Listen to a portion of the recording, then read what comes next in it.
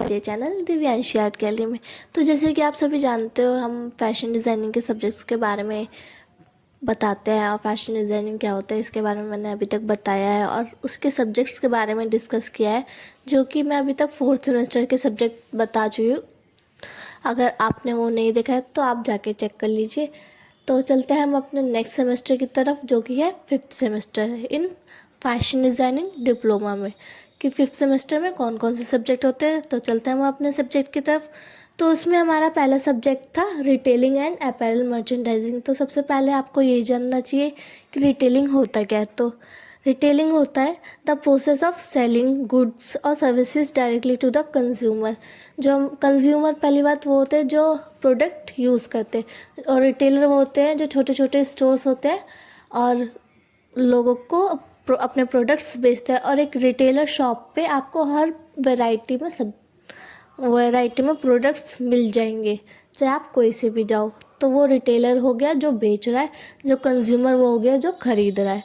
तो ये सबसे पहला होता है retailing, the process of selling goods और services directly to the consumer for personally uses, typically through stores, online platforms और अदर डिस्ट्रीब्यूशन चैनल।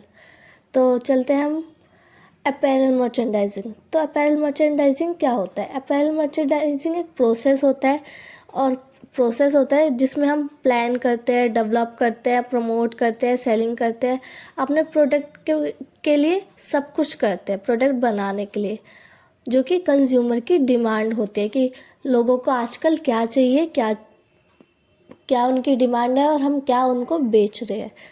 यही सारा हमारा अपैरल मर्चेंडाइजिंग में होता है। उसके प्रोसेस भी होते हैं, कुछ पार्ट्स भी होते हैं अपैरल मर्चेंडाइजिंग के, जैसे कि होता है प्रोडक्ट डेवलपमेंट, कि प्रोडक्ट हम कैसे बनाएंगे, कैसे डेवलप करेंगे। जिसमें अगर हम फैशन की बात करें तो फैशन में तो फैब्रिक और क्लॉथिंग ज़्यादा आता है और स्टाइलिंग आती है, एसेसरीज वगैरह आता है। तो प्रोडक्ट डेवलपमेंट में हमारा ये होगा कि फैब्रिक क्या है, हमारा कलर क्या है, हमारा स्टाइल क्या है, उसका टेक्सचर क्या है, वो ट्रेंड में है या नहीं है, कस्टमर की रेफरेंस है नहीं है, प्रेफरेंस है कि नहीं है।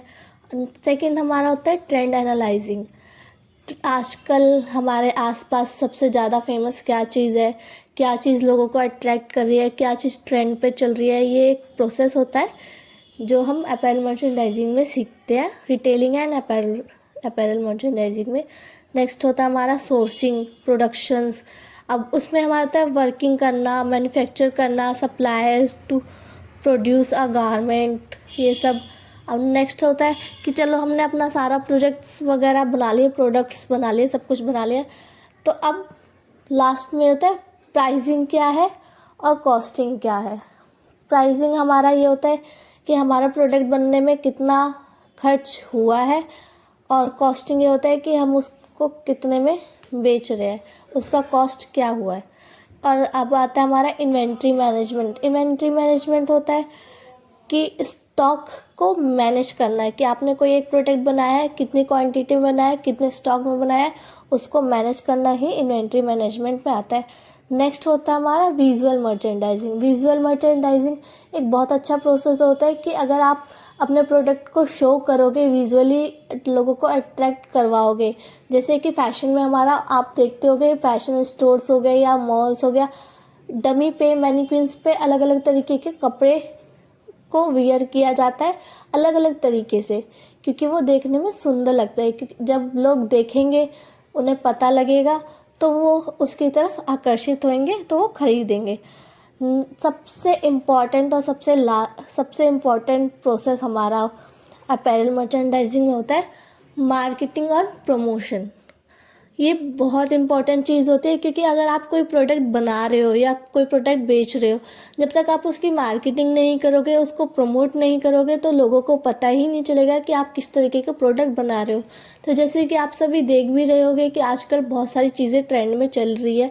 आप इंस्टाग्राम पे देखो, चाहे कहीं भी, बहुत सारी चीज़ें लोग अपने घर से भी बना रहे हैं और प्रमोट भी कर रहे हैं थ्रू सोशल मीडिया के द्वारा, बहुत अलग अलग तरीके के। तो आप भी ये सब चीज़ कर सकते हो अगर आप कोई चीज़ बना रहे हो तो। तरफ जो कि है गारमेंट कंस्ट्रक्शन पार्ट 3। तो जैसे कि आपने अगर मेरी पहले वीडियो देखी होगी, तो मैंने 2-3 सेमेस्टर में सारे सेमेस्टर में ऑलमोस्ट आपको एक सब्जेक्ट बताया है गारमेंट कंस्ट्रक्शन का, तो आप इससे अंदाज़ा लगा सकते हो जब हर सेमेस्टर में ये सब्जेक्ट आ रहा है तो ये कितना इम्पॉर्टेंट होगा। तो अब चलते हैं हम गारमेंट कंस्ट्रक्शन पार्ट 3 में। वही सेम चीज़ है। गारमेंट कंस्ट्रक्शन में is the process of creating clothing by assembling fabric pieces using various sewing and finishing techniques. आप बहुत सारे अलग अलग तरीके के फैब्रिक लोगे, उसको असेंबल करोगे, एक नया स्टाइल बनाओगे, स्टिचिंग करोगे और इंश्योर करोगे कि फाइनल गारमेंट हमारा फाइनल फिट किस तरीके से दिख रहा है, किस तरीके से नहीं दिख रहा है। कंस्ट्रक्शंस के मेथड्स क्या क्या होते हैं, पैटर्न मेकिंग भी इसमें आता है कि आप पैटर्न बनाओगे, तो अगर आप पैटर्न के थ्रू कंस्ट्रक्शन करते हो तो बहुत ईजिली कर लोगे। नेक्स्ट होता है fabric cutting, sewing, seam finishing, pressing, ironing, fitting, alterations, final finishing, जिसमें हम फाइनल फिनिशिंग में अलग अलग तरीके के एडिंग्स करते हैं। मान लो जैसे किसी में वो है, ट्रिम्स है, बटन्स है, लेबल्स है, तो ये सारी चीज़ें गारमेंट बनने के बाद एंड में फिनिशिंग के टाइम पे अटैच कर दी जाती है। क्योंकि गारमेंट बनने के से पहले, नॉर्मल गारमेंट बनने के बाद काफ़ी सारे प्रोसेस होते हैं, जैसे वॉशिंग भी इसमें होता है। अगर वॉशिंग के कुछ बटन ऐसे होते हैं जो वॉशिंग के थ्रू ख़राब हो जाते हैं, तो वो सबसे एंड में लगते हैं कि आप वॉश कर लो, गारमेंट बनने के बाद वॉश कर लो, फिर एंड में बटन लगा के टैग वगैरह लगा के सेल कर दो। ये सारा हमारा गारमेंट कंस्ट्रक्शंस में आता है। और नेक्स्ट हम पहुँचते हैं नेक्स्ट सब्जेक्ट हमारा इंडस्ट्रियल ट्रेनिंग। इंडस्ट्रियल ट्रेनिंग एक बहुत इंपॉर्टेंट चीज़ होती है कि जब आप फैशन डिज़ाइनिंग कर रहे हो या कोई भी कोर्स कर रहे हो तो उसमें ट्रेनिंग प्रोवाइड कराई जाती है। और ट्रेनिंग आप बहुत अलग अलग इंडस्ट्रीज़ हैं आजकल फैशन की, तो आप कहीं भी कर सकते हो जहां आपको सही लगे, बट मेक श्योर आप ऐसी कंपनी में काम करो जो बड़ी भी हो और जिसकी वैल्यू भी हो। तो हमारे में आया था 5th सेमेस्टर में, तो हमारे को प्रोवाइड कराई गई थी 48 दिन की ट्रेनिंग। तो मैंने भी ट्रेनिंग करी थी, उसके बारे में मैं आपको बाद में बताऊंगी, एक अलग सी वीडियो में बनाऊंगी ट्रेनिंग के ऊपर। तो वो बहुत ही इम्पॉर्टेंट होता है इंडस्ट्रियल ट्रेनिंग, क्योंकि जब आप ट्रेनिंग करते हो और आप प्रैक्टिकली चीज़ों को देखते हो कि कैसे कैसे सामान बनता है, क्या क्या प्रोसेस होता है, एक बायर से कैसे कनेक्ट किया जाता है, किसके द्वारा कैसे हमारा काम होता है, कैसे प्रोडक्शन होता है, कैसे नहीं होता है, ये सारी चीज़ें हम ट्रेनिंग में ही हमको सीखने को मिलती है, क्योंकि हम प्रैक्टिकली सीख रहे होते हैं। Fashion sourcing, basically fashion sourcing एक ऐसा प्रोसेस है जिसमें हम, अब तो सिलेबस अलग अलग होता है, तो हमारे सिलेबस में होता है कि हमको फाइल दी गई थी तो उसमें हमें सारे मटेरियल्स कलेक्ट करने थे। फैशन सोर्सिंग एक प्रोसेस होता है जिसमें आपको एक गारमेंट बनने के लिए क्या क्या सामान लग सकता है, उसको स्टाइल करने के लिए या उसको डिज़ाइन करने के लिए क्या क्या मटेरियल यूज़ होगा, वो सारे आपको कलेक्ट करने पड़ते हैं। और छोटी छोटी चीज़, जैसे कि मैंने एक वीडियो भी डाली है फैशन सोर्सिंग की, शॉर्ट्स है, आप वो चेक कर लेना या मैं टैग कर दूँगी उसको।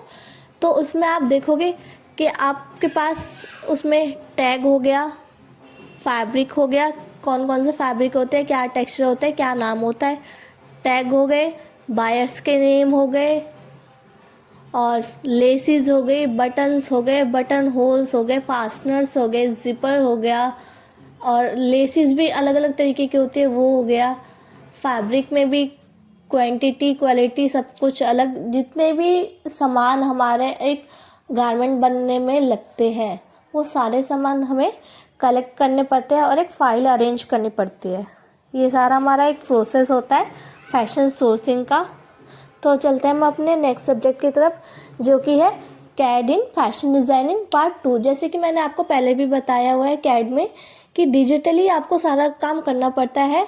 कैड में हमारा कॉरेडो, फोटोशॉप, एडोब इलस्ट्रेटर, ये सारी चीज़ें होती है एज अ फैशन डिज़ाइनर के लिए। अब कैड में यही हो गया कंप्यूटर एडेड डिज़ाइन, जो भी डिज़ाइन है आपको कंप्यूटर के द्वारा ही ऐड करना है। तो अब आप उसमें इलस्ट्रेशंस बना रहे हो, बॉडी फिगर बना रहे हो, या फैब्रिक एडजस्ट कर रहे हो, फैब्रिक का टेक्सचर देख रहे हो, प्रिंट निकाल रहे हो, या पैटर्न डेवलप कर रहे हो, ये सारी चीज़ें हमारा कैड में आता है। तो आप ये सारी चीज़ें आप कैड में कर सकते हो, सीख सकते हो। अब नेक्स्ट सब्जेक्ट की तरफ चलते हैं, जो कि है एडवांस पैटर्न मेकिंग।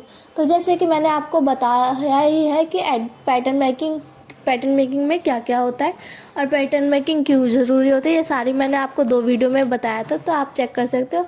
अब हमारा सब्जेक्ट है एडवांस पैटर्न मेकिंग। अब इसमें थोड़ा सा लेवल एडवांस हो जाता है। जैसे कि आप पैटर्न मेकिंग में मैंने आपको पैटर्न बताया था ब्राउन पेपर पे, और कि उसमें क्या क्या टूल्स लगते हैं, क्या क्या नहीं लगते। तो हमें जब हम डिज़ाइनिंग कर रहे हैं, तो पैटर्न बना रहे हैं, तो हमें A3 फाइल बनानी पड़ती थी। वो फाइल भी मैं आपको दिखा दूँगी, मेरे पास है अभी, तो मैं नेक्स्ट वीडियो में दिखाऊंगी आपको। तो उसमें हमारा बॉडी शेप का मेज़रमेंट लेके प्रॉपर एक सूट की कटिंग हो गया, चाहे सलवार की कटिंग। अब आप जब नॉर्मली आप बॉडी फिगर बनाते हो या कोई भी गारमेंट बनाते हो बॉडी का मेज़रमेंट लेके, तो आप एक्यूरेट मेज़रमेंट ले सकते हो कि हमारे बॉडी का क्या मेज़रमेंट है। आप उसके नाप लेके आप